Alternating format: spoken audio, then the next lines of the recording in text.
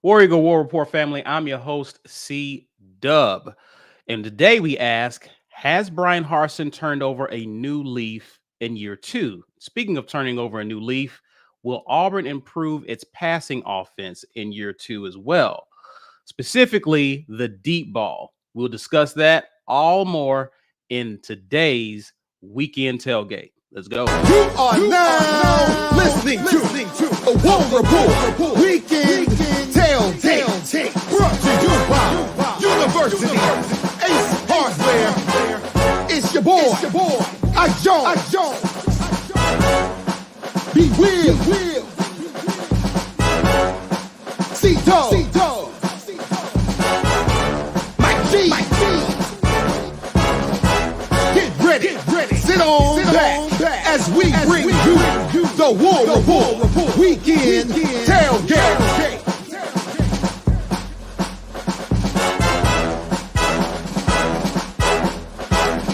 War Eagle, everyone. Welcome to the latest and greatest Weekend Tailgate. I'm joined by Mike G, Ike Jones. B Will is out today, but we are back with the best show provided to you by our show sponsor, University Ace Hardware. Guys, if you ever find yourself in the Auburn area, please be sure to stop by.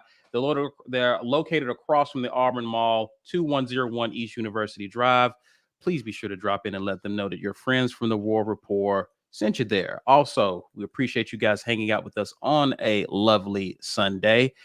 And if you're watching live or on replay and you're on social media, you already know what to do. Share this video, please, using hashtag #GetYourWeight and help people to find our content, help us to grow our community. Speaking of the community, you need to become a patron of the War Rapport.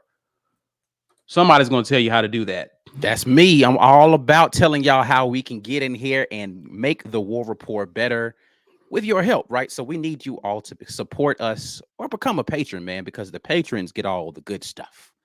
Supporters, you get some good stuff too, but the patrons get all the good stuff. You can do that for $5.99 a month, man. We definitely appreciate our growing community of members, and we're going to continue to try to bring you guys all the hot fire during the off season as we continue to grow as the War Rapport. It's time to save some puppies. With your help, we can get as many of these lost and whatever animals off the streets and get them rehoused, resheltered. I've got a little rescue animal up here in the top corner, and Mike's got his down here. Listen, we are not just talking about it. We are about it. So we want you guys to join in all of the fun of making sure that people can have an opportunity to have one of these animals in their home. They love you for a lifetime. My little dog Milo follows me around. I had to actually put him up today because every time I would start to say something out loud, he would come running in here thinking I was talking to him, and he was going to jump up in my lap eventually during the show, and I didn't want that to happen. But Milo's my dude, and you can get you a little puppy or something like that, or help somebody else make sure that they can get themselves a puppy. We are giving away stuff. We do it every single time. We're going to give away another one of these wonderful t-shirts. Wiggle, War Damn Eagle, kick them in the butt, Big Blue. Hey, make sure that you put hashtag Get Your Weight Up in the comments if you want to be a part of this drawing. Last two times, man, we've had to draw multiple times. Y'all stick around. If you're going to be a part of the drawing, you got to be present to win. Stick around and make sure you do it. Hashtag Get Your Weight Up. We will be drawing today for that wonderful t-shirt. Outside of that, y'all know we are doing the podcast thing. We have podcast exclusive content now. So it's not just on YouTube. You can go to the podcast and get even more of your favorite War Rapport people doing your favorite War Rapport things. And make sure you tap into wherever you get your podcast. We are there doing that. We are still partnered with prizepicks.com. Listen, it's basketball playoff time. You guys need to get in on these prize picks, getting your cards ready and throwing a little cash down, maybe making a little bit back. Prizepicks.com is where you need to go. Use code rapport when you do it so they know the War Rapport sent you. Appreciate that, Ike. I was out last week, but got a chance to check out the hype video that Mike G put together, and almost flipped over my table and ran through a wall right before the show started. Awesome job. Mike G showing why he's one of the goats of hype videos. The GOAT. The originator. My bad. The originator. Bad. The originator. No, that OGs will get the reference. Yeah. Jiggle what? Hey, see, he's a real one. He's a real one. But no, amazing video. I don't know what the reception was live, but it definitely had me ready for some football in the month of April, where there's none hardly at this point. But definitely looking forward to the upcoming year. And let's talk about that. Let's talk about a particular article or part of an article I read. Philip Dukes, who writes for Auburn Undercover, posted a little bit of a blurb of talking about Harsin and kind of rebuilding their image and brand in the state. And he mentioned how there was a lot of rumors about Harsin not reaching out to high school coaches. And while he didn't name any names, he mentioned that there was a coach that really has been kind of won over by Harsin and his staff in terms of them not only reaching out to players, but their coaches as well. We talked about in the last live how Harsin and the staff has started their spring evaluations, where they're trying to basically visit every high school in the state of Alabama to build those relationships, speaking of his assistants. But they talked about how Harsin has pretty much done a complete 180 in terms of building those relationships. And while he was unnamed, the coach said, I feel if one of my players wants to go play at Auburn, I'm cool with it, because he's seen a transformation in terms of, from his advantage point, of how the coaches are interacting with them as well as the players. So what I take from that is that, in year one, Harsin and staff was adjusting to this landscape. Recruiting in the state of Alabama, I think it's safe to say, is different from recruiting in Idaho. So there's an adjustment period. And it seems like Harsin, at the very least, is adjusting to the landscape in the SEC. He's adjusting to what his rivals and opponents are doing, but he's also getting acclimated and understanding what it takes to be successful with this facet of the job. What do you guys make of it? Your thoughts about this piece of the article? How do you feel this goes into Harsin being successful moving down the road? I'll start with you, Ike. I mean, listen, we have to, we talked a little bit about this. We've got to get better in the state. And I think the concerted effort that the staff is making to realize that, taking care of home is important is going to go a long way into making sure that we have prolonged success at Auburn. Just wanting to have talent from your state, wanting to have that talent come to your school is big, right? But then making sure that you're aware of that talent and securing those people. There's too many stories, way too many stories of awesome talent from the state of Alabama doing wonderful things at somebody else's schools, right? And we need to make sure that we've got at least the first bite of the apple against that type of thing, right? Like, if they don't want to come to Auburn, that's different, but it's not because we didn't do our due diligence and making sure we were aware of where the athletes were and putting in the work to make sure that they had the opportunity to come to Auburn. We've got to start doing that more. So I like the effort that the coaching staff is putting into it. I like the focus that's happening with it. It's not to say that there was no effort before, right, but there's definitely a change in the focus on that. And that's going to be important, I think, in winning some of those recruiting battles coming up. Thoughts, Mike G? I think I think this is only a story because it was overblown from the beginning. People blatantly ignore a lot of the COVID restrictions that were in place when the staff started recruiting. Right. And then the other half of it was, okay, so they were used to, all these high school coaches, they're used to 8 years of one thing. And this guy takes over our program in the middle of a pandemic with, a bunch of turmoil around him, NIL, transfer portal, all this stuff is starting. And I think they were just drinking from a fire hose, man. I do. I think they were drinking from a fire hose and they made some mistakes. And I think if you talk to them, they would say, we made some mistakes. Now, that was it. And turning the tide probably wasn't very hard, because if you're introspective at all and you just realize, okay, yeah, we should have put some more focus here, we should have done this, or we should have done that, then they're doing better now, and people are starting to realize, okay, it's not that this guy from the north just came in is ignoring all the traditions, and that was never the intent. So believe it or not, coaches are not infallible. Despite the amount of money they make, they're not perfect people. They make mistakes. As long as he's learning from them and moving forward, I'm good with it. That's it. Right now he is they're not only doing this like high school blitz, he's doing player evaluations as well too. I know I talked to Brad Larondo. He talked to me about coach's schedule for the next couple of weeks, and he's got a lot of things going on, man. I mean, it's a lot that it feels like off season to us, but there is no real off season for them.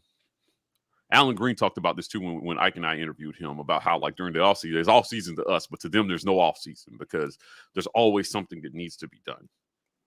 I think that they're getting in their groove of those things that need to be done, and I'm looking forward to see what it yields on the field. Ultimately, a lot of this recruiting stuff will start to take care of itself based on two things. Number one, results on the field in the fall. So he's got to focus on how does he put a better product, a more something that projects more hope onto the field in the fall. Number two, what our community does in terms of NIL. We need more businesses and we need more alumni to step up and do these deals. Like when you talk about what's happening at other schools, Ike and I were talking about this the other day. There was an article about Texas O-linemen. And if you come to Texas, they're all getting like $75K. Listen, hear me out, people. Hear me, people. Texas isn't paying them that money. The University of Texas is not paying them any money. The business that's giving them that money is run by a very wealthy Texas alumni. And I think he was a former player. I could be mistaken. I looked up his website. It's a legitimate business that's been in business for a while. You can look up his net worth. And he says, this is what I want to do. What he's giving these linemen, I promise you, he pays more than that in taxes. Now, Sarkisian, what kind of product did he put on the field last year? It was terrible. Yeah, wasn't the best thing I've ever seen. It was not good. It was a departure from what he was doing in Bama. Somehow, all their alumni didn't jump ship and say, I'm not giving any money to NIL. It's not even for the coach. It's for the players. So get off your high horse, let go of your ego, and just realize if you claim to love Auburn and love these athletes as much as you say you do, Bryan Harsin has nothing to do with the money that should be given by our community and our alumni base to name in likeness. Nothing. Yeah. You give that money regardless of how you feel he's doing, because he's going to leave here a millionaire no matter what. You're not setting him back. You're not really hurting Bryan Harsin. The people who are really hurting from that decision are the kids and the potential recruits that he's trying to go out and get.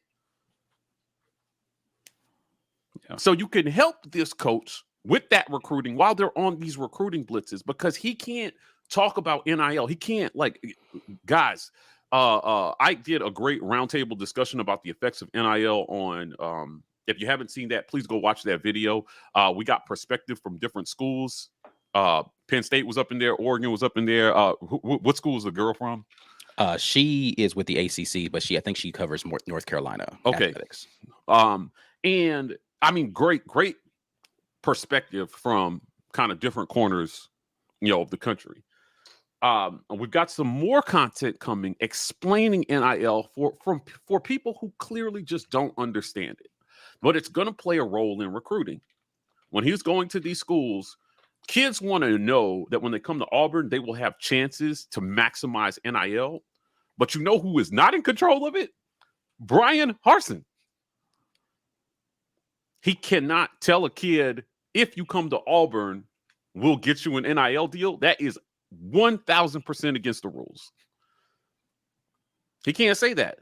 That's what's called an inducement. If you get caught doing that, you're in trouble, and you might cost that kid his eligibility. It's the community. These have to be legitimate business transactions. And I don't care what other schools are doing. If they're skirting the line, let them do it. Why do you think, like, okay, so Ike and I talked about this too. Jimbo Fisher's class, best ever. We know NIL played a role in them getting the athletes that pushed them from probably 3, 2, or 1 to best ever.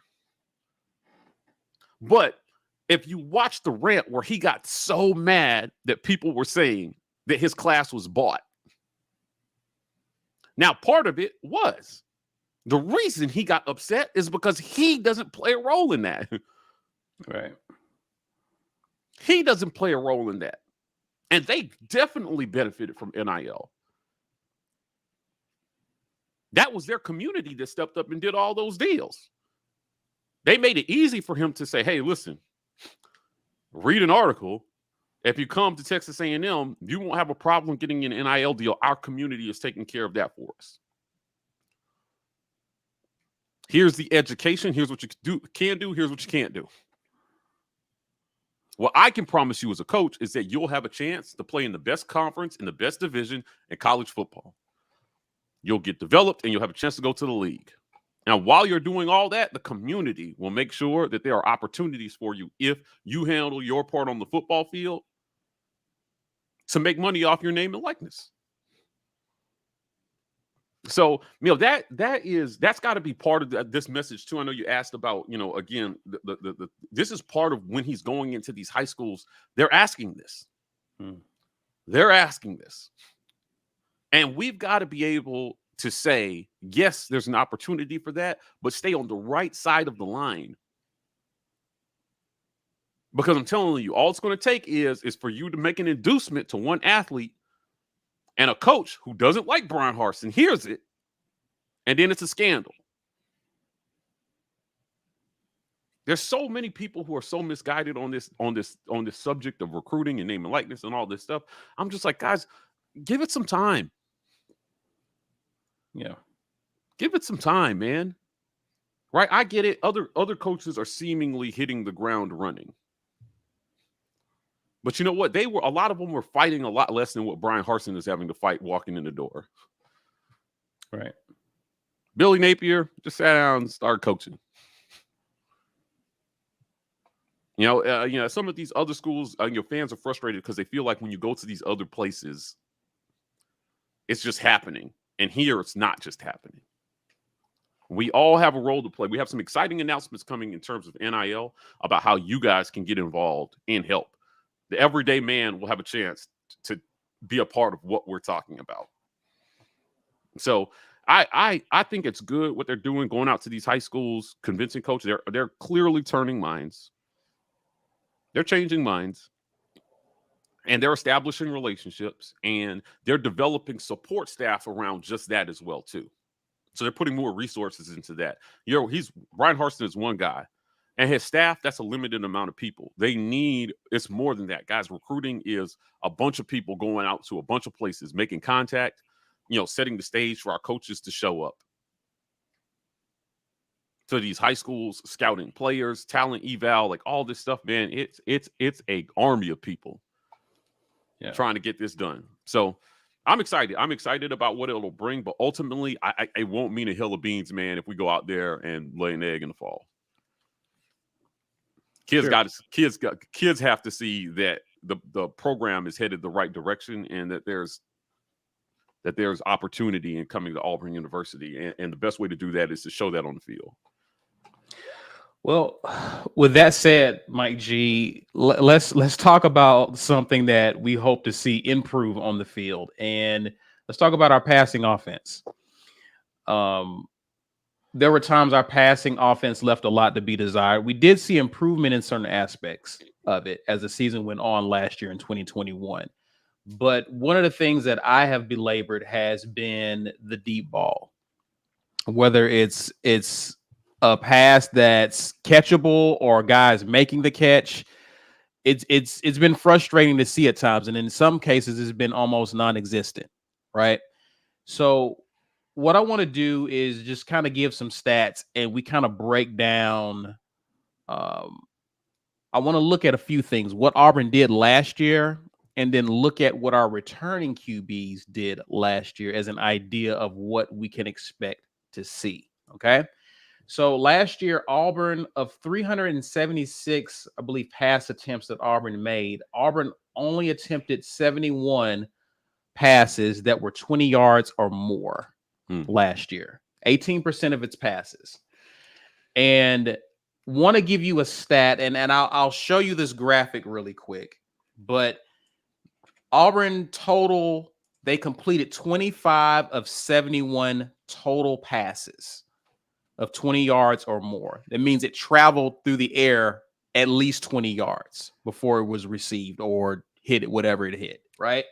35% of its passes Auburn completed of passes of 20 yards or more for a total of 782 yards.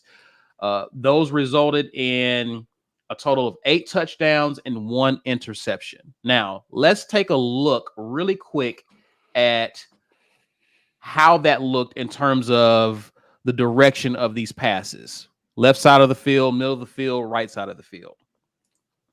So outside left, Auburn actually completed 8 of 22 for 36% of its of the passes attempted for a total of 223 yards, 3 touchdowns, 1 interception. That's to the left side of the field.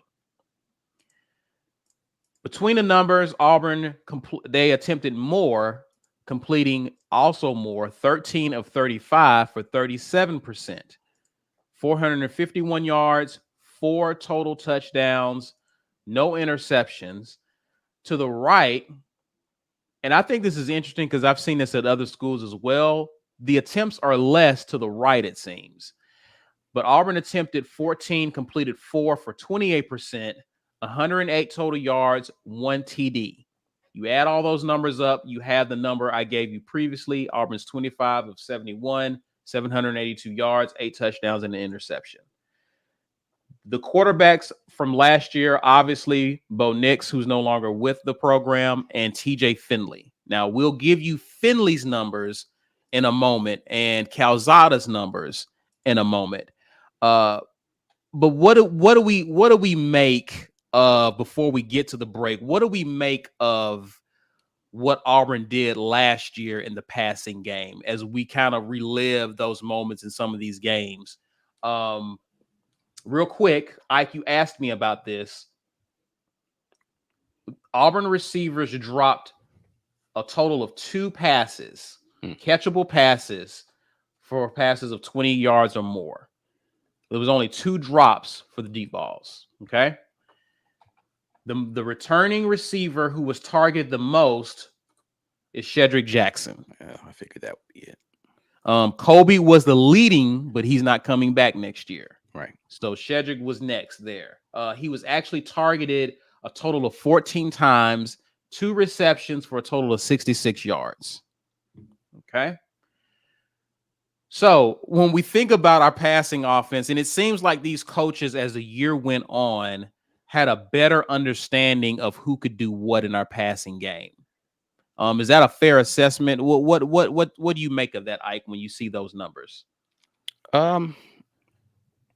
So if you listen to me talk earlier in the season, I was pretty much astounded at the number of targets we had down the field to Shedrick Jackson in the scenarios in which we were placing him in. Like, I didn't think that he was the guy to be able to do that. I think part of what you see in those statistics is just not understanding or not having a receiver that was a deep threat, right? Like, Javarius Johnson was hurt earlier in the season. It's clear that he was a deep threat guy. D-Rob, for whatever reason, didn't materialize into a deep threat guy, even though he has the speed. And we just didn't really have a 50-50 guy. Like, you didn't have Seth Williams out there to just throw prayers to and hopefully he could come down with. So I think a lot of what you see there is figuring out or getting back your speedy receiver. And, Malcolm Johnson was hurt for a portion of the year last year. Tavares Dawson didn't play very much last year. He seems like he's going to be emerging as a speedy deep threat kind of guy. So I think what you see indicated by the numbers is that we were trying to get the ball downfield, but to who? Like, who were we throwing those passes to? And did we really have a guy in the wide receiver core that was getting the type of deep separation necessary for us to be more efficient in that? Number one. And number two, if you look at how it progressed over the season, specifically talking about with the previous quarterback, I think his accuracy got better as the season went on. And so those deep threats became more real in situations where he was able to make those connections. So, hopefully this year, if you look at the 8A game, right, you'll see TJ Finley's, he took a couple of shots down the field. Will we start to see that sort of thing? And, for the most part, he airmailed one of them. For the most part, they were fairly accurate throws, right? Yeah. Will he be able to reproduce that in live game scenarios where he's going to be, possibly getting hit? That's yet to be seen. But I do think that the coaching staff last year was at least making the attempt to go deep. But sub 40% across the board is just not good, though. That's got to get better. That's got to get drastically better in order for us to be able to be effective in that 20+ yard range. And I spot checked. I didn't check every team in the SEC, Ike, but I looked at Georgia, who actually had comparable numbers in terms of attempts. Mm-hmm. I looked at A&M, who actually had less attempts than we did, but all of their completion percentages were better. So to your point, yes, we have to improve in that area, and of course, you have to identify a guy for that. Right. Before we get to the break, and I want to read some comments here, but I do want to get Mike's initial thoughts on what the stats say, a courtesy of Pro Football Focus. Mike, what do you make of those numbers in addition to what Ike has said? Yeah, well, you kind of referenced it, but for reference, people need to understand what's good in terms of those numbers. Right. Between 40 and 50% is good. Nobody's out here completing passes beyond 20 yards at a clip better than 50% regularly. Those are the most elite passers in college football. So, but what we can't be down in the 20s.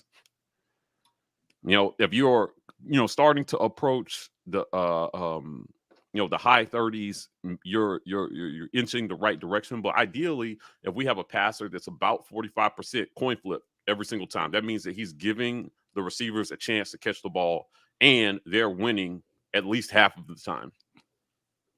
Because there are a lot of factors that that factor into these downfield passes. Quarterback can throw a perfect pass, but the pass can be perfectly defended as well too. Right. The receiver plays a role in that. Once it leaves the quarterback's hands, there's so many different things that can happen on these down the field passes that are outside of the quarterback's control. So, it's not just about. That's why sometimes we look at adjusted completion percentage to see, okay, how many of these passes should have been caught. And it's not showing up in the numbers. If you just look at pure percentage, it's not going to tell the whole story. And then you look at defended passes as well, too. How many of these were good passes, but were just well defended, perfectly defended by the defenders? What we saw during 8A with TJ Finley was we saw him give receivers a chance. We saw him give receivers a chance. He gave Tavares Dawson a chance. He gave Tank a chance. He threw a dime to Shedrick up the middle of the field, 20 yards. That was caught. And then he airmailed the one that was intercepted, but you can't throw that pass at all. I mean, I'm not even sure what he was throwing at. But when you do, it can't be that play. It has to be either my receiver or nobody on these down the field passes. So, I just think the numbers say that we need to get better at this, certainly. Or defenses are not going to respect anything that we do. They're going to load the box, make life hard for Tank, and then make you prove that you can beat them down the field. Having a good, downfield passing game has a lot to do with teams remaining balanced. If you don't, then what you need, if you're going to dink and dunk people inside 20 yards, you need a quarterback who's deadly accurate. Quarterback has to be super accurate so accurate that DBs never have a chance because the ball's always just right where it should be. And either the receiver is going to catch it or he's not. So that's what I think the numbers say. Just there's lots of room for improvement. Lots of room for improvement. But, ultimately, those guys just have to go out there and show us they can do it. We tried. It wasn't for lack of trying. We tried to push the ball down the field at times. It just was not effective. Agreed. And to your point too, if you're gonna dink and dunk, you need a quarterback who's really good at diagnosing defenses pre-snap as well. Will Rogers type, like a Will Rogers type. Yeah. So let's get to a few of these comments here. We appreciate you guys watching with us as well as commenting, and we definitely appreciate your super chats. Lee Bands here says, "Preach, Mike," when you was discussing NIL. Music to his ears. Philip Coleman here says Yellowwood can come off of some of that money and pay the players since he wants to have a say in what the program is doing. Okay, go pay some of these O-lines to come here. What you got? So Mike? this is again part of the rules. This is why we're spending so much focus on NIL. Jimmy Raines sits on the board of trustees. Board of trustees members cannot do NIL deals. It's against the rules. So unfortunately, we need somebody else with a bunch of money to step up, or we need him to come off the board, to step down and start paying players. Either way, my understanding of it is that because he sits on the board of trustees, he cannot, his company or anything company associated with him cannot hand out NIL deals. It's good to know. Rick, appreciate you, man. Says Jimbo was ranting because he didn't want to admit that NIL money was part of the outcome. He wanted to claim it as it was their superior recruiting. Okay, so he was ranting because he has no control over it. So he's not going to sit here and talk to you about money he doesn't control. And I don't think his point was that it did not have any effect on his class. His point is that his staff is busting ass in recruiting. And their numbers show that. They're like top 7 the last 4 years. Since he's been there, I don't think they've had a class ranked worse than 7. And when you look at average star rating, they're right up there with the big boys. Minus NIL, it's conceivable that they could have still had the number 1 class this year. Maybe not the best of all time, like they're calling it. That's about those 3. People just don't understand. It's like one player, when you're that close in the top 5, landing 1 5-star player can jump you to the front of the line. That's it. What he does with those players is going to be more important than having the number 1 class of all time. As a matter of fact, it puts a lot of pressure on them to do something with those players. It's not going to look good if you're not in a title game 2 to 3 years from now with the best class of all time. So, that's what the rant is about. The rant is I cannot control that. So I'm not going to sit here and talk to you about something I can't control. And and Rick, hear me out. It's a gotcha question by the media. If he starts talking NIL, somebody is going to poke a hole in that and say, uh-oh, this guy is way more involved in this than he should be. And they tried to catch him up and he got mad. Yeah, I would too. It's a gotcha question. Yeah. Kyle here says, I don't see NIL making a huge difference in where teams finish in recruiting. All of the teams that finish in the top 10 will continue to finish in the top 10. There's truth to that statement, right? If you look at the top 10 this year, the only new player in it from the previous years is Texas. Texas definitely used NIL to boost their recruiting rankings. They got more 4-stars than they have been getting in the past. Right, so their recruiting outperformed their performance on the field, certainly, and I do believe that NIL, when you look at the deals that they're getting, the O-lineman thing, it worked. They recruited 7 O-linemen, 5 of them are like 4-stars, so it definitely worked. I think it would be naive to say that there's no correlation between their class, but the rest of those guys in the top 10 are it's the names we see every year. The schools taking the most advantage of NIL were already recruiting at a high level anyway. What it did was it widened the gap between the haves and the have-nots. With a few schools that are uniquely positioned as maybe not part of the big boys to use NIL money to help them compete and get recruits that they otherwise would have no shot at. But for the most part, it's still Bama, Ohio State, Clemson. It's still all them up there. Yeah. Well, listen, we'll talk more. Those are some of the comments we looked at. We'll talk more about the vertical passing game once we come back from the break. But for now, guys, we need you to do us a favor. If you're watching live or on replay, we need you to get the likes up. Show us some love with the engagement. We appreciate you guys commenting. If you're commenting, continue to do that. But smash the like button. We're going to pause to acknowledge the sponsors of the War Rapport. The War Rapport's Weekend Tailgate Show is brought to you by our generous sponsors. University Ace Hardware, located at 2101 East University Drive in Auburn, Alabama, right across the street from the Auburn Mall and next to the movie theater. For all of your hardware needs, Ace is the place. AuburnSports.com. For news and notes on all things Auburn sports, head over to AuburnSports.com. And our giveaway sponsor, GWT2 Energy.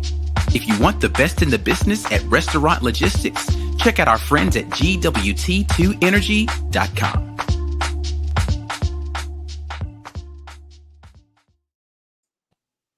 It is that time for you all to get excited about content from the War Rapport, man. Listen, we are putting it out at a furious clip. The offseason has been interesting this year, and we've got a lot of things that we need to discuss. The NFL draft is coming up. I've been teasing some NFL drafts content coming up. That is going to get released here soon. So you guys want to make sure that you are a part of this elite group of people who are supporting what we have going on at the War Rapport. $5.99 gets you to patron level, and we've got some great things coming up to make sure that we bolster what we're doing for those who are paying us monthly to continue doing the things that we love to do and providing you all with this great Auburn content. Get on board with us, $5.99 per month at the patron level, and you will definitely not regret it. Lee County Humane Society still needs your support. Make sure you are helping us get out there and do the good work in the community. We will definitely make sure that 50 cents on every dollar that you donate to that GoFundMe, the link being in the description, goes directly towards them so that they can get out there and get these rescues off the street and get them into a new home. If you aren't aware, every show, GWT2 Energy Consulting Services, make sure that we can continue to give you guys free stuff. And free stuff for today includes this lovely t-shirt. We've given a couple of these away today. We will give away another one. Weagle, War Damn Eagle, kick them in the butt, Big Blue. You need to have hashtag get your weight up in the comments to do that. Have to be present to win. So if you put your hashtag in the comments and then you leave, Saturdays for you. Saturdays for you. TWR Podcast. The War Rapport is on podcast, doing the dang thing. Podcast exclusive content for those of you who love to listen and drive. We're re-putting some of the stuff that we do here on YouTube on podcast, but we are giving you stuff that you can only hear on podcast as well. Make sure you go check us out. Make sure you're giving us all the love over there, voting us up so that we can get up in the rankings. All of those things are very much appreciated. The War Rapport is here for you. No matter how you digest Auburn content, we're going to be giving it to you in that way. So make sure you get on board. Got some good comments here from those watching with us. Corey Weber, Corey Dub, good to see you, man. Let's revisit, and this is your point, Mike. Let's revisit A&M's best ever class in a couple of years when half the class has entered the portal. Again, with the high class comes, with those it's going to come expectations on part of the fans as well as those kids who are coming there as well. They're expecting to see some playing time and make a difference. You can't play everyone. The rules are still the same. You can only get 11 out there, right? So that's going to be interesting to see. Auburn Dad, good to see you. Tim Cook. Now, Mike G, this is. Are you still doing this, Mike? Oh man, are you still doing? I stopped because people were just so negative about my everyday tweet at Tim Cook, and admittedly, I just got tired of reading people say this is not the right way to do it. Like, what do you mean? What are you talking about, man? The whole point is that I thought it would have been cool to have a tweet every day for a year. Mm-hmm. And finally, somebody's going to be like, hey, Tim, this guy tweeted at you every day for a year. Maybe, and I don't know what his stance is on NIL and how, but it would be cool if he had some sort of side business. Maybe he can't be officially affiliated with Apple, where he said, hey, these student athletes can be representatives of our foundation, or like I'm sure Tim Cook has like a foundation or something that they can help bring awareness to. And we definitely could help him coordinate that, with some great entities within Auburn that will be willing to help. So I don't know if anybody's in his ear about this, but God, like this would be like Nike money, Oregon Nike money. For sure. We'd be literally unstoppable. Tim Cook's name should be on something in Auburn. The Nevilles didn't even go to Auburn. Yeah. The Nevilles didn't go to Auburn, right? So, like, I'm thinking, why is this guy's name on the Haley Center? Right? He's on a new football facility. The Haley Cook Center, yeah, or like something. Come on, bro. Come through with $100 million. Seriously. Let's get back into our topic. We agreed that the vertical passing game needs to improve in 2022 from what it was last year. Right? As you guys mentioned, we tried, but not at the successful or rate that other teams, schools did. And again, if we hit one or two of more of those in a game, think about what impact that would have had on our season last year as it pertains to some of the games we lost, right?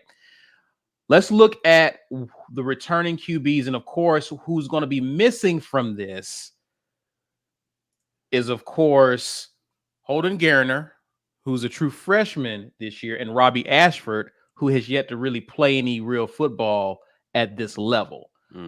Let's show the guys, and I may hold off on this for now so you can see everything. Let's show who the returning guys are and what they did last year. Now, we see Finley here. Finley played he started a total of 3 games. Is that correct, fellas? Last year? South Carolina, the Iron Bowl, and the bowl game, correct? I know he played. Did he get 4 games? It may have been 4. South Carolina, Iron. Yeah, no, it was 3. It was 3. It's 3. Calzada got in the second or third game of the year and played the rest of the way. So here are some of the numbers. Of course, Finley didn't play as much as Calzada, but here are the numbers in terms of what these guys did in terms of completing passes that traveled at least 20 yards. Finley on the outside threw 1 of 5 for 20 yards. In the middle of the field, where he made the most of his attempts, he completed 5 of 14 attempts for 161 yards. And then to the outside right, he completed 29 yards, 1 of 4.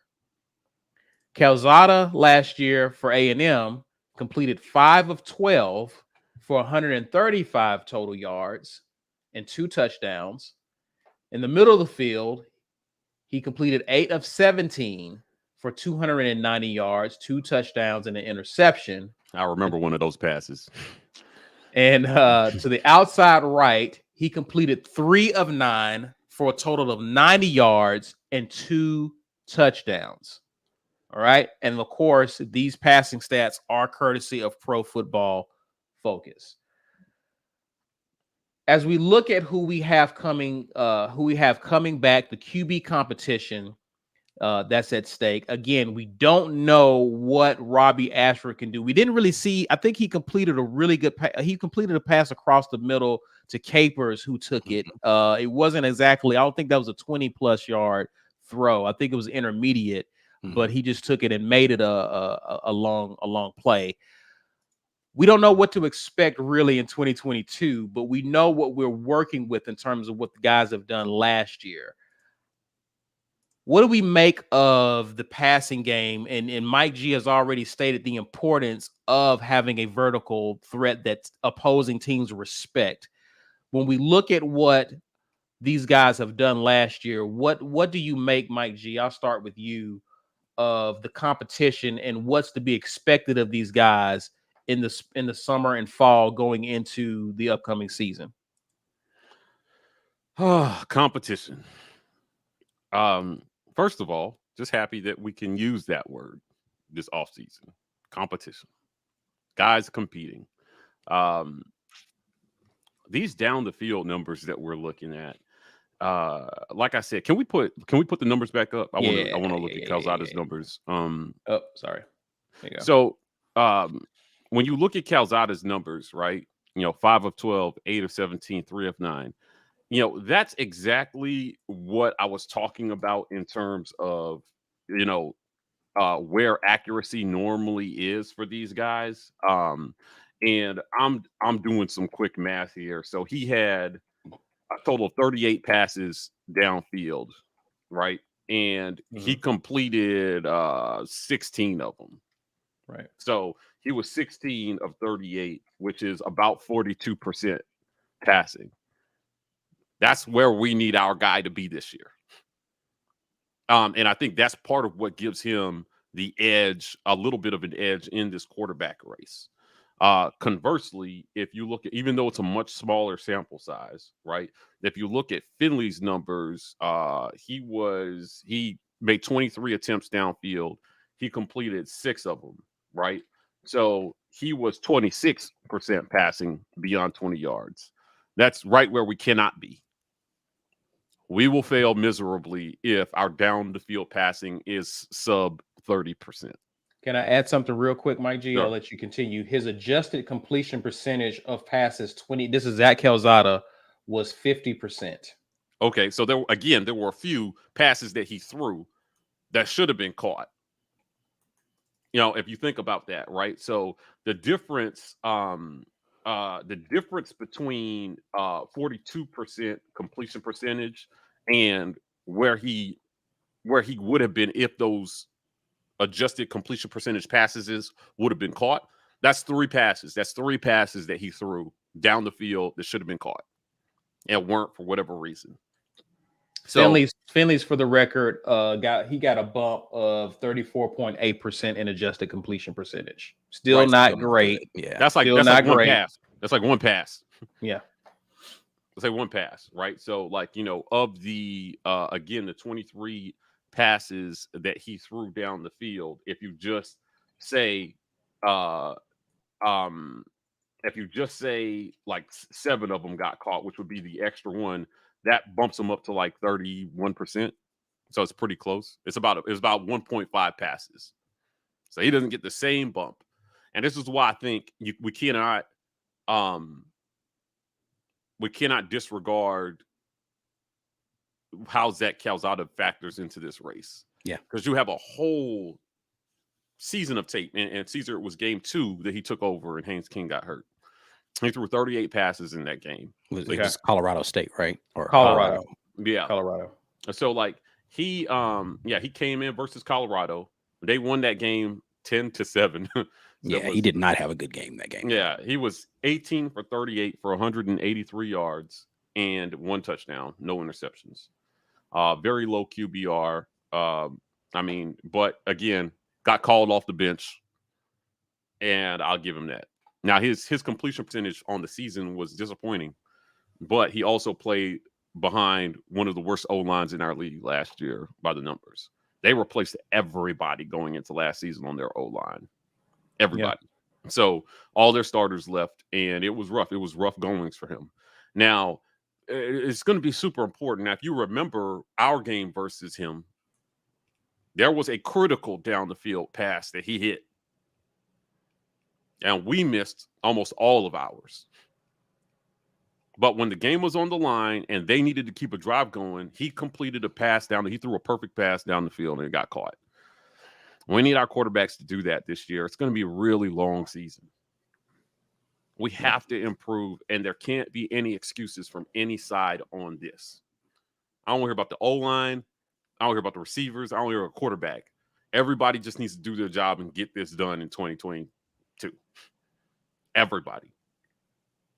No one is excluded from this. So we need protection. We need protection so that they can get it down the field. We're the 4th best pass blocking unit in the league last year. So there was enough pass blocking to get this done. 4th best. And despite those guys come back. Yeah, and almost all those guys except for one is coming back. Yeah. And I think some of them are taking advantage of their COVID year. So a 6th year of eligibility, which is a gift in terms of strength and conditioning, another year to be stronger and faster than people who are maybe just entering SEC play that you're going to be competing against. That unit should dominate. Figure out run blocking, and that unit should dominate. They will be the most experienced line in our league by a long shot. So they got to do their part, man. They have to do their part for whoever's at quarterback. The quarterback has to do his part. Don't hold on to the ball forever, expecting the line to just hold up for 4 seconds on average every play so you can go through your reads like you're reading a book. This ain't a book, man. This is speed reading. Do it fast and get the ball out of your hands and help you take the pressure off your line. Receivers have to create separation. And they need to catch the perfect balls that are thrown to them. And similar to what we saw Xavier Capers do for Robbie Ashford, every once in a while you got to bail your quarterback out on a not-so-perfect pass.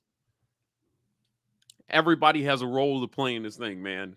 It can't be all receivers bailing out the quarterback. It can't.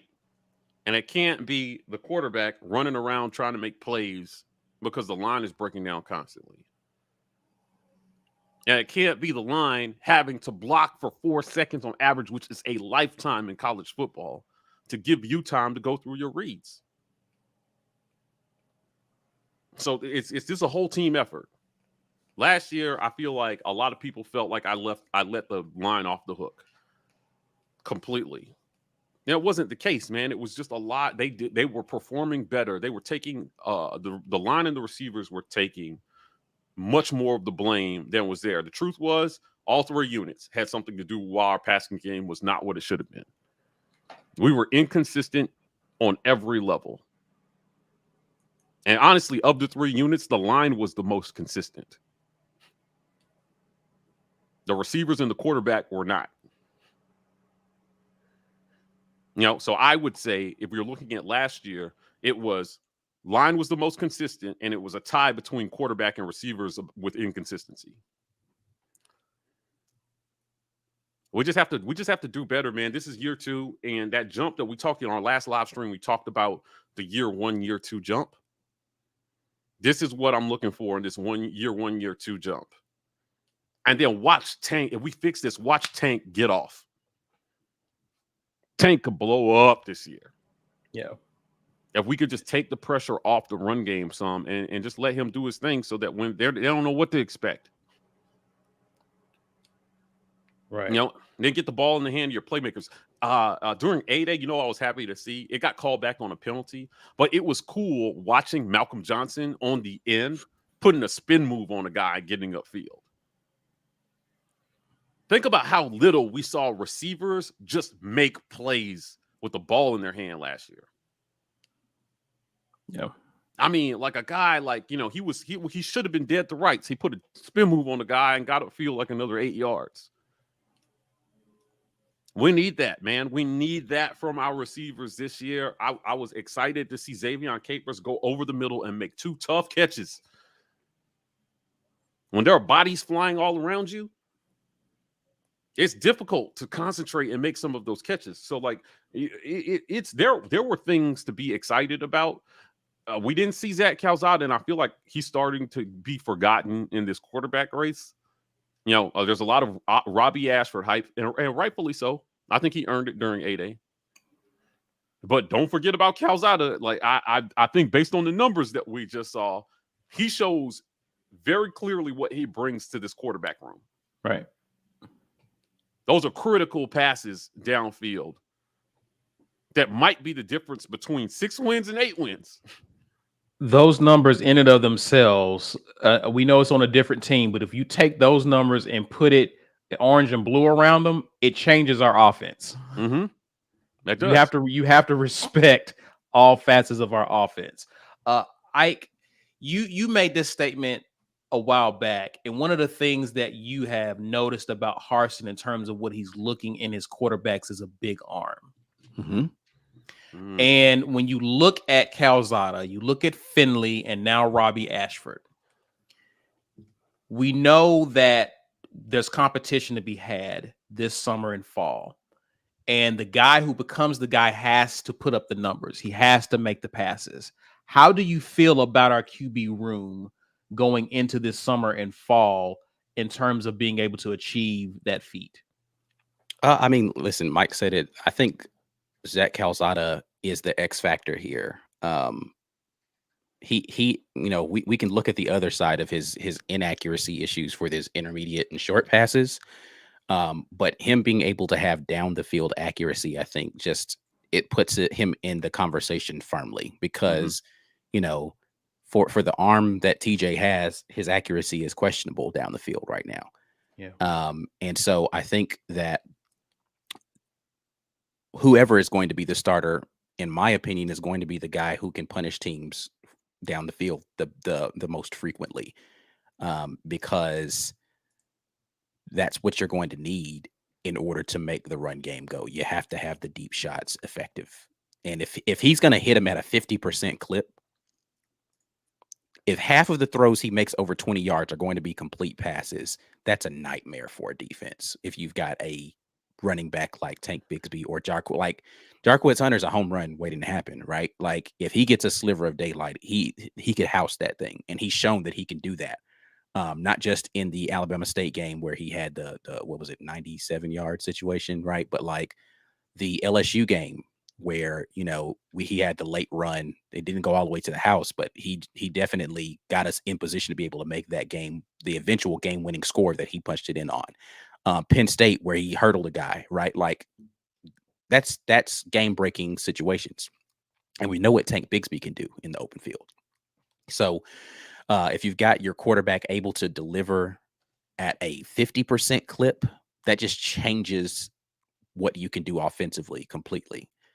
It absolutely defenses don't have a good way to defend a team that can run the ball effectively with two different guys and a deep threat.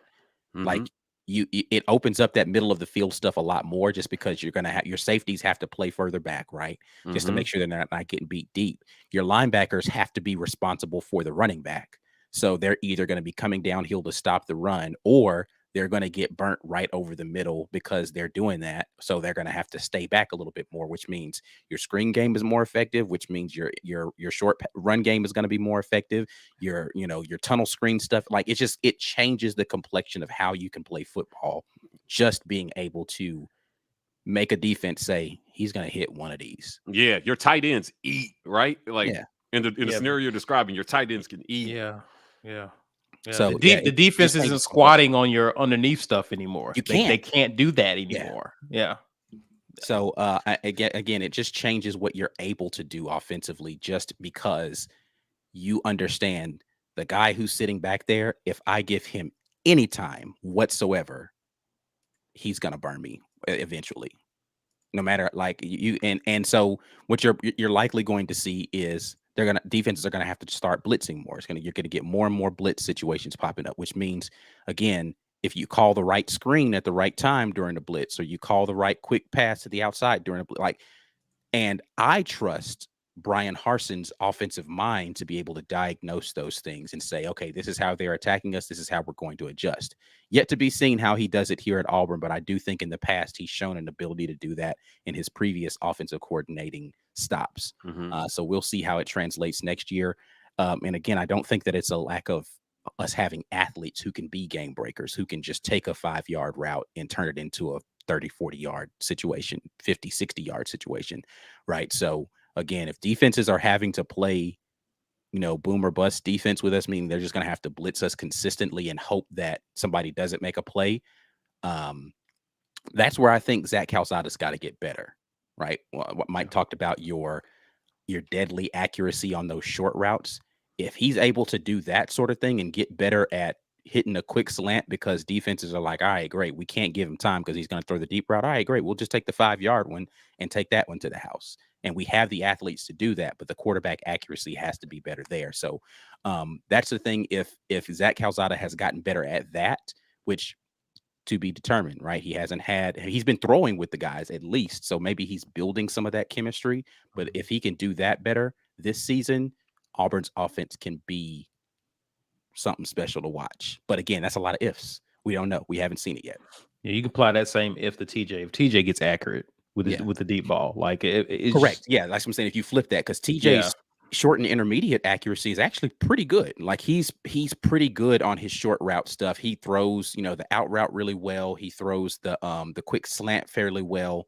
But when it gets down the field, for whatever reason, that touch for the deep ball accuracy just hasn't been there as far as understanding the timing of where the receiver is going to be. Again, I liked what I saw from him in A-Day.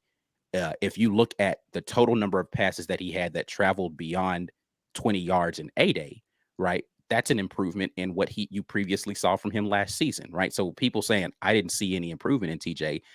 I don't know that you're looking at the right things to make that determination, right? Like, Right. because what you need TJ Finley to do is hit the deep shot every now and then. What you need TJ Finley to do is just stay consistent on this underneath stuff. Now, the thing that TJ needs to get better at is the speed of his decision making and not making the ridiculous turnover. Right? 2-minute offense where he has to think fast. Yeah. He needs, if he can improve in those areas, then he can be, an excellent quarterback. But right now, he's just not there. Right. So hopefully we'll be able to see in the fall, as we get back into camp, someone differentiates themselves in whatever area they're deficient in, and we have a clear starter who's able to run the totality of that offense. Good stuff, gentlemen. Guys, of course, you're watching live on replay. Let us know your thoughts about the numbers in the QB competition in the comment section. We greatly appreciate it. It's time to give away something, guys. Hey. Yeah, let's do this drawing. If you're still here, hashtag get your weight up in the comments is what you need to do. We are going to be drawing for this t-shirt. Make sure that you got your spelling correct, because it's not my fault if you didn't do that. But it is going to be your fault if you don't win. Saturdays for you once again. Let's hit the button and see who's going to be the big winner this lovely Sunday. Hashtag get your weight up in the comments. Are you still here? Lisa? Jake Mobley. Where are you, Jake? You need to be present to win, of course. Jake, if you have decided to leave, then you just don't get your shirt. Like, don't inbox me, don't email me after and be like, man, but I was here earlier. Yeah, you were, and then you weren't. And then you weren't. Hey, Jake Mobley, there you go. There he All right. is. Listen, if you are new to this scenario, then what you need to be doing is, number one, thanking Walt for his generosity to make sure GWT2 Energy Consulting Services has sponsored this giveaway now for, feels like a year straight, man. I don't know if it's been quite a year yet, but it definitely feels like he's been doing these sponsorship. I know he's been on board as a sponsor for a year. I just can't remember how long it's been since he started specifically sponsoring about the season. giveaways. Probably about the season, beginning of the last season. You need to email us, business@the-War Rapport.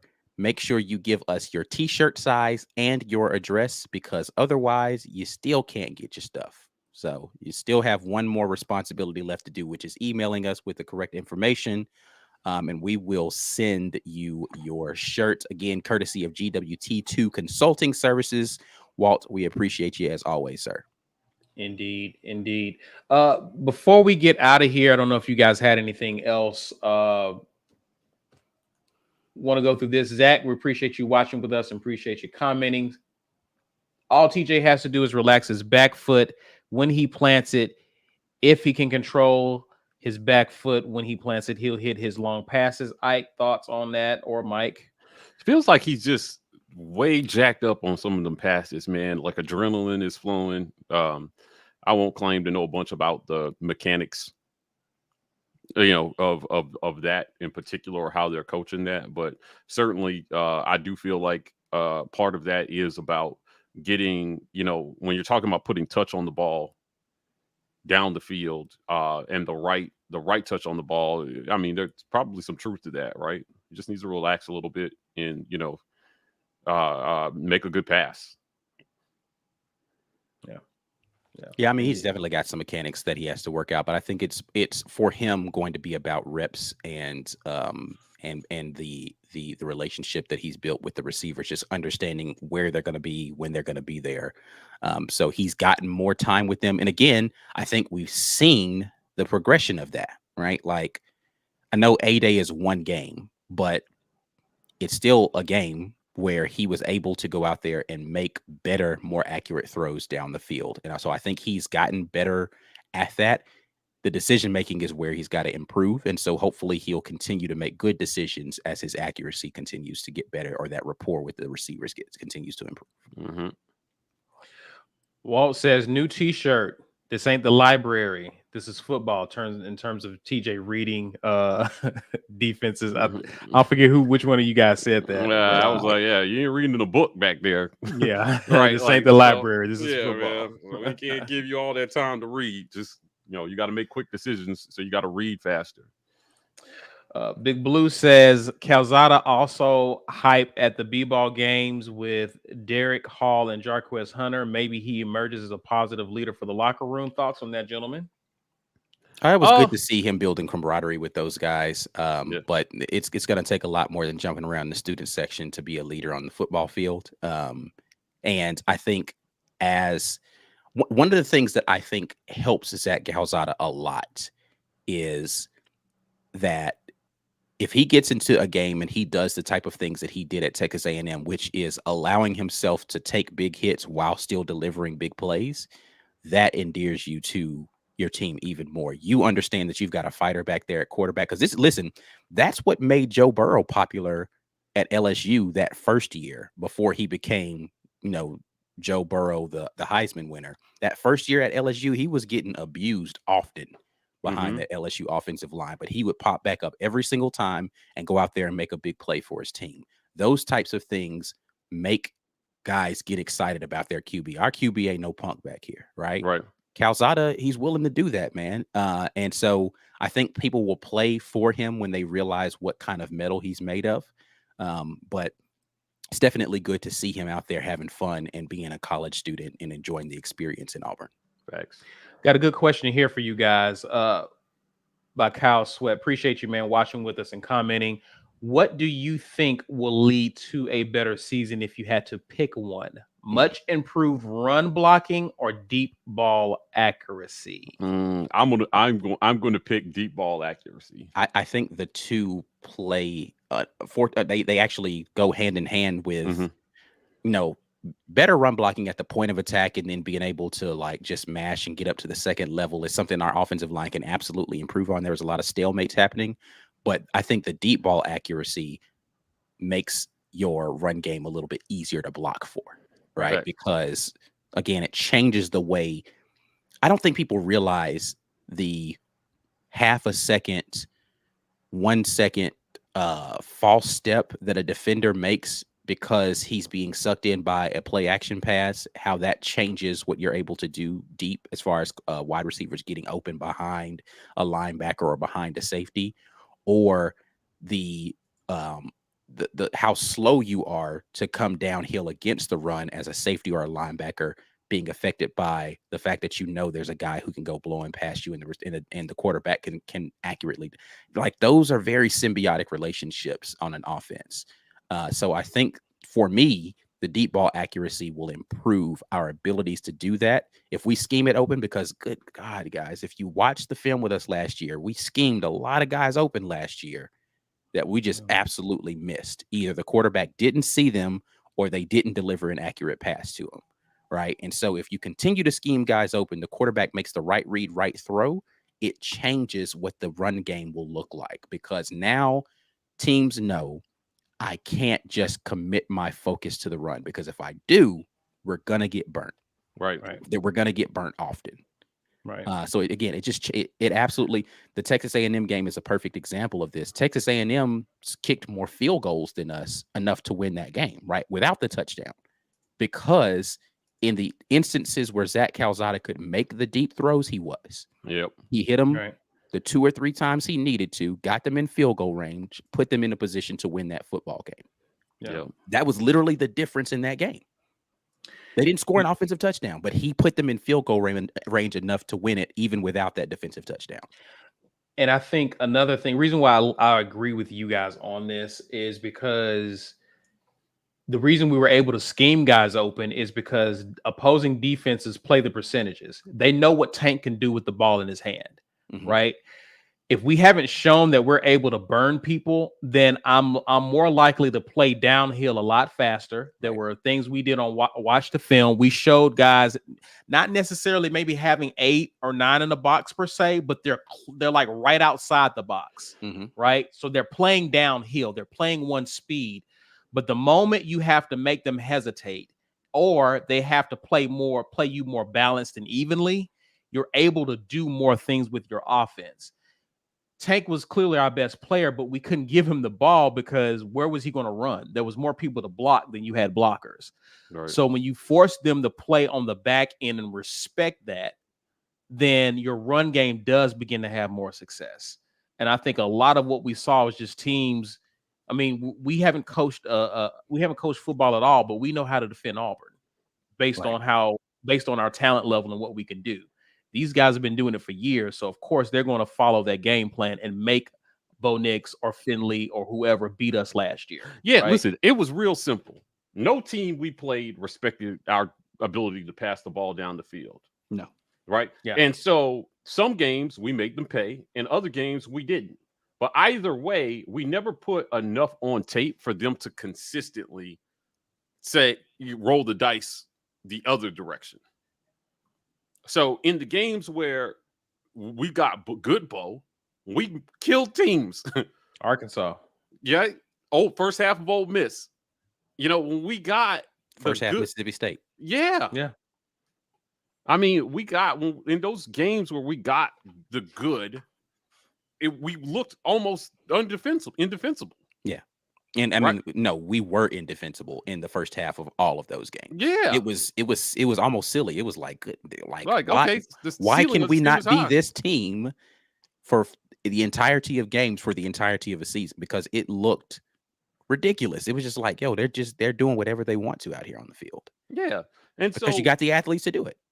Like that's what the most overblown thing I think from last year is that we didn't have talent. That's silly. The talent was there. Was the talent playing consistently too? And we keep bringing up the difference between the floor and the ceiling. Was the talent playing consistently closer to their ceiling? No. And if you argue that, well, the talent ceiling isn't as high as other people, I would argue that that's irrelevant. Execution and how far away you are from your talent floor is really where you're going to see the difference in teams being able to win football games. Facts.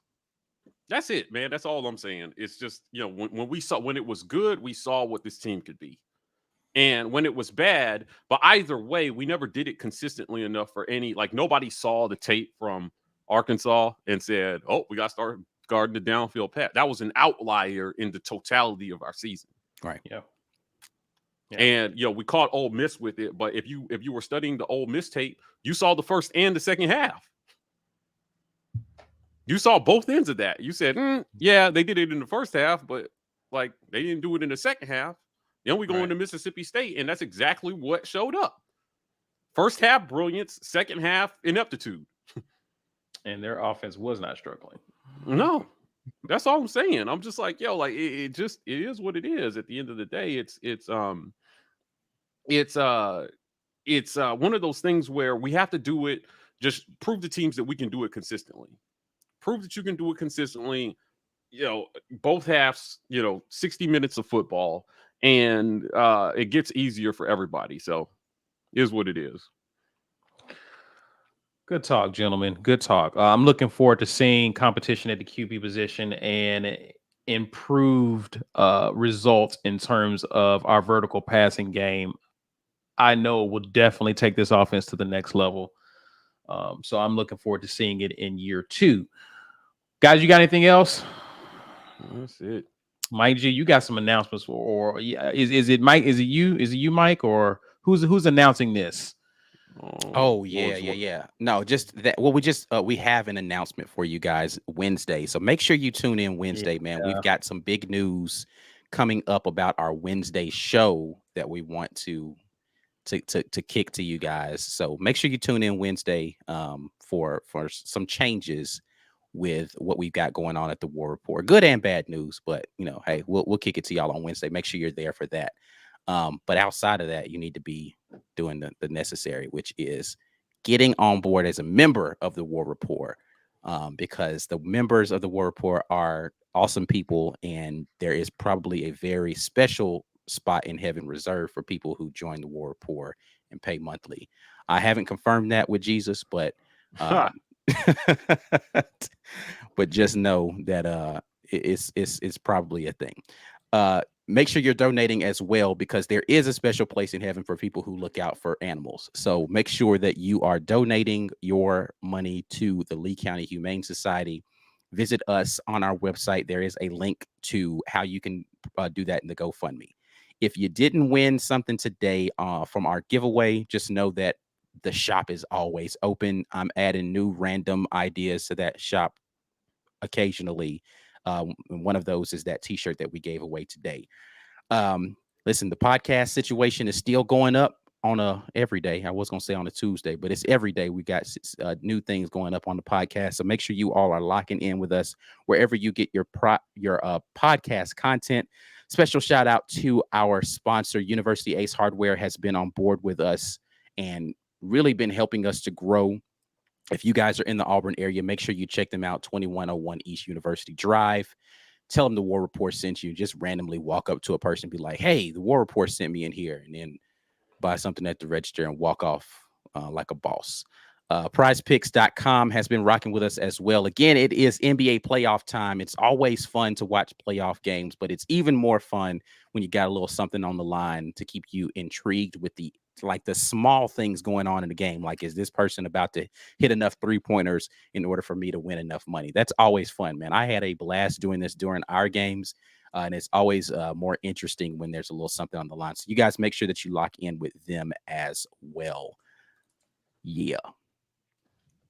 Appreciate it. We also appreciate you guys watching live with us. You already know what to do if you haven't done it already. I see some of y'all on social media who watch us. You need to share this video, guys. Use hashtag Get Your Weight Up and help people to find this content. If you haven't done so already, before you get out of here, smash the like button. If you've come to our channel because someone was sharing this video on social media, do us a favor and subscribe to us, guys.